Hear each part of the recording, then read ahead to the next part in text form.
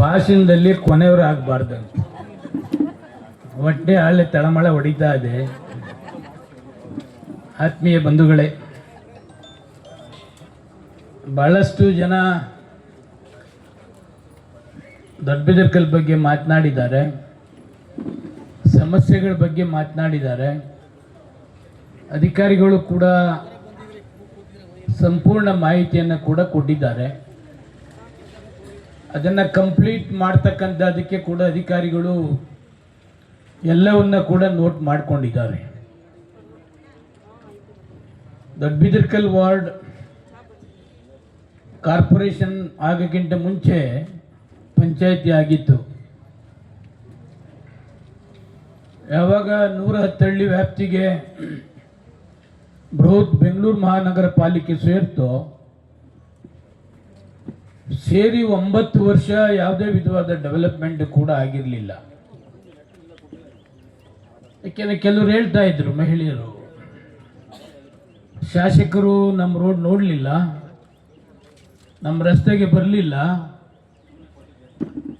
10 ವರ್ಷದಿಂದ ನಮ್ಮ ರಸ್ತೆ ಡಾಂಬರೀಕರಣ ಆಗಲಿಲ್ಲ, ನಾವು ವಾಸ ಮಾಡ್ತಕ್ಕಂಥದ್ದು ಕಷ್ಟ ಆಗ್ತದೆ ಅಂತೇಳಿ 3-4 ಮಹಿಳೆಯರು ಕೂಡ ಗಮನಕ್ಕೆ ತಂದಿದ್ದಾರೆ. ನಾನು ಶಾಸಕನಾದ ಮೇಲೆ ಕುಡಿಯೋ ನೀರಿಗೆ ಬಹಳ ಆಕಾರ ಇದ್ದಿತ್ತು. ಅವಾಗ ಸನ್ಮಾನ್ಯ ಮುಖ್ಯಮಂತ್ರಿಗಳಾದಂಥ ಸಿದ್ದರಾಮಯ್ಯನವ್ರನ್ನ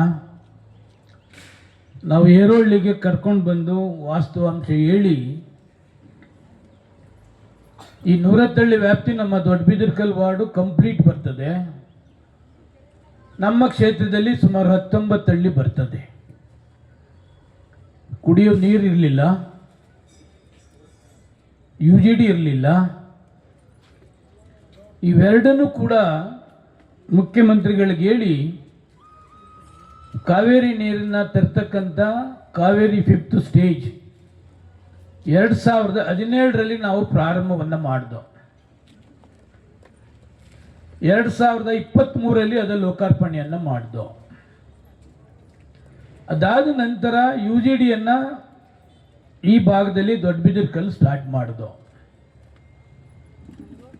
ಕಂಪ್ಲೀಟ್ ಕಾವೇರಿದು ಎಲ್ಲೆಲ್ಲಿ ಮಿಸ್ಸಿಂಗ್ ಬಿಟ್ಸ್ ಇದೆ ಅದನ್ನು ಕೂಡ ಈ ಭಾಗದಲ್ಲಿ ಕಂಪ್ಲೀಟ್ ಮಾಡಿದ್ದೇವೆ.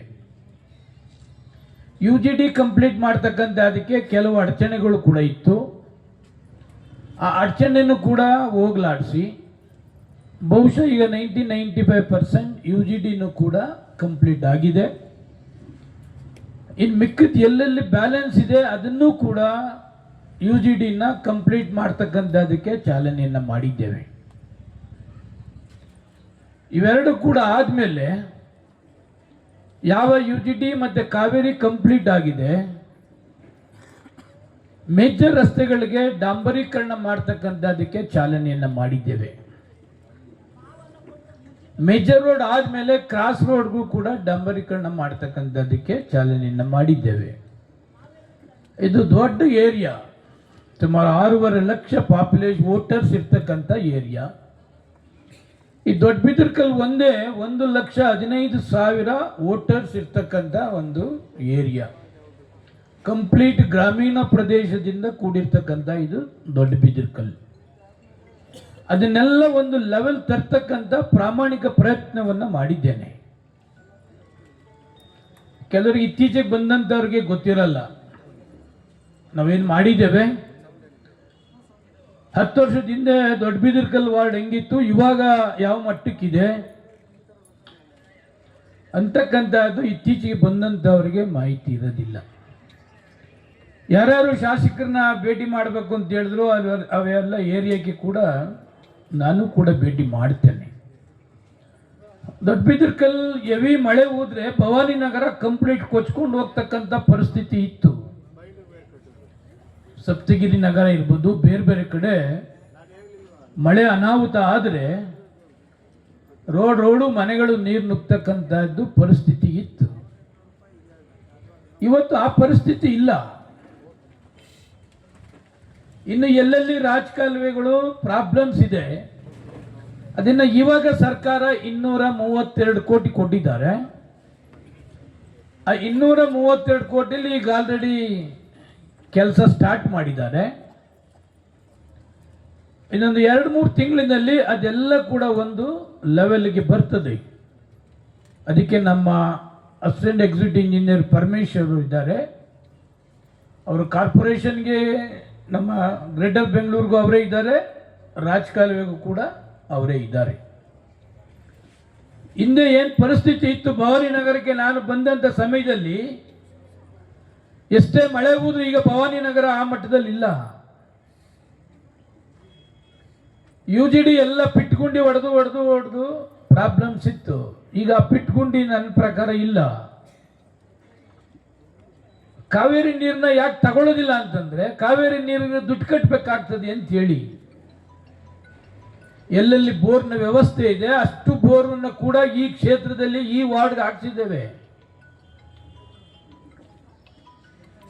ಕಾವೇರಿ ನೀರು 4,400 ಕೋಟಿ ಖರ್ಚು ಮಾಡಿ ಈ ಕಾವೇರಿ 5th ಸ್ಟೇಜ್ ತರ್ತಕ್ಕಂಥ ಪ್ರಯತ್ನವನ್ನ ಮಾಡಿದ್ದು ನಾವೇ.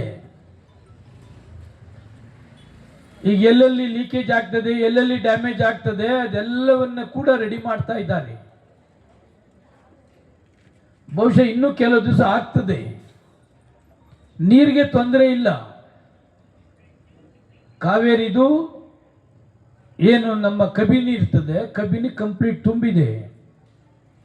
ನೆಕ್ಸ್ಟ್ ಜೂನ್ ಜುಲೈ ಗಂಟ ಕಾವೇರಿ ನೀರು ಕುಡಿತಕ್ಕಂಥದ್ದಕ್ಕೆ ತೊಂದರೆ ಇಲ್ಲ. ನೀರು ಸಪ್ಲೈ ಮಾಡ್ತಕ್ಕಂಥದ್ದಕ್ಕೂ ಕೂಡ ತೊಂದರೆ ಇಲ್ಲ. ನಮ್ಮ ರವಿಶಂಕರ್ ಅವರು ಅಸಿಸ್ಟೆಂಟ್ ಎಕ್ಸಿಕ್ಯೂಟಿವ್ ಇಂಜಿನಿಯರ್ ಹರಿಕುಮಾರ್ ಪಾದರಸದಂತೆ ಕೆಲಸ ಮಾಡ್ತಾ ಇದ್ದಾರೆ. ನನಗೆ ಚನ್ನಕನಪಾಳ್ಯದಿಂದ ನಮ್ಮ ಪ್ರಸಾದು ಮತ್ತೆ ನಮ್ಮ ಗಂಗರಾಜ್ ಅವರು ಫೋನ್ ಮಾಡಿದ್ರು, ನಮ್ಮ ಮಂಜಣ್ಣೆಲ್ಲ ಫೋನ್ ಮಾಡಿದ್ರು. ನಾನೇ ಅವ್ರಿಗೆ ಹೇಳಿದೆ, ಮಾಹಿತಿ ಕೊಟ್ಟೆ ಹರಿಕುಮಾರ್ ಅವರಿಗೆ. ಅದಾಗಿ 3-4 ದಿವಸಕ್ಕೆ ಎಲ್ಲ ಫೋನ್ ಮಾಡಿದ್ರು, ರವಿಕುಮಾರ್ ಬಂದರು, ನೀರಿನ ವ್ಯವಸ್ಥೆ ಕಂಪ್ಲೀಟ್ ಆಗಿದೆ ಅಂತೇಳಿ. ಇವತ್ತು ಯಾರ್ಯಾರು ಕಂಪ್ಲೇಂಟ್ ಕೊಟ್ಟಿದ್ದಾರೆ, ಇನ್ನೊಂದು ವಾರ 10 ದಿವಸದಲ್ಲಿ ಅವರೆಲ್ಲ ವೈಯಕ್ತಿಕವಾಗಿ ಭೇಟಿ ಮಾಡ್ತಾರೆ. ಕುಡಿಯೋ ನೀರು ಎಲ್ಲೆಲ್ಲಿ ಜಾಸ್ತಿ ಮಾಡ್ಬೋದು. ಈಗ ನಮ್ಮ ಕ್ಷೇತ್ರದಲ್ಲಿ ಆಲ್ಟರ್ನೇಟ್ ಡೇಸ್ ನೀರು ಕೊಡ್ತಕ್ಕಂಥದ್ದಕ್ಕೆ ಈಗ ಆಲ್ರೆಡಿ ನಾವು ಚಾಲನೆಯನ್ನು ಮಾಡ್ತಾ ಇದ್ದೇವೆ. ಎಂಟೈರ್ ಕಾವೇರಿ ನೀರನ್ನ ತರ್ತಕ್ಕಂಥ 1 ವರ್ಷ ಡಿಲೇ ಆಯಿತು. ಆಡಳಿತ ಪಕ್ಷದ ಶಾಸಕರೊಬ್ಬರು ಅವರ ಚೌಲ್ಟ್ರಿ ಮುಂದೆ ಮಾಡಲಿಕ್ಕೆ ಅವಕಾಶ ಕೊಡಲಿಲ್ಲ, ಪೈಪ್ನ ಅಳವಡಿಸ್ತಕ್ಕಂಥದ್ದಕ್ಕೆ. ಸಂಪೂರ್ಣ TDR ಕೊಟ್ಟ ನಂತರ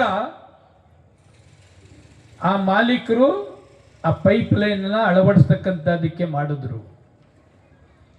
90% ಕೊಟ್ಟಿದ್ದಾರೆ, ಇನ್ನು 10% ಕೊಡಲಿಲ್ಲ ಅಂತೇಳಿ ಇನ್ನೂ ಕೆಲಸವನ್ನು ಸ್ಟಾಪ್ ಮಾಡಿದ್ದಾರೆ ಆಡಳಿತ ಪಕ್ಷದ ಶಾಸಕರು. ಸದಾ ಮುಖ್ಯಮಂತ್ರಿಗಳು ಹೇಳಿದ್ರು, ಇದು 100 ವ್ಯಾಪ್ತಿಗೆ ಕುಡಿಯುವ ನೀರಿದು, ಅದನ್ನ ಅವಕಾಶ ಕೊಡಿ ಅಂತೇಳಿ. 100ಕ್ಕೆ 100 TDR ಕೊಟ್ಟ ನಂತರ ಅವರ ಚೌಲ್ಟ್ರಿ ಮುಂದೆ ಕೆಲಸ ಮಾಡ್ತಕ್ಕಂಥದ್ದಕ್ಕೆ ಅವಕಾಶ